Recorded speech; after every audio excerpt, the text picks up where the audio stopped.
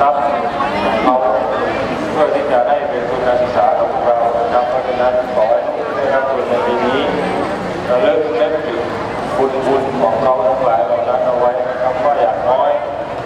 ถึงเงินมันไม่มากมายอะไรแต่มันสามารถไปใช้ในชีวิตประจำวันได้นะครับไม่ซื้อสมุดปากกาก็เอาไปซื้อข้าวปลากินได้นะครับเพราะงั้นก็ขอให้ใช้ทุนนี้อย่างเป็นประโยชน์ที่สุดนะครับเพราะญาติโยมท่าน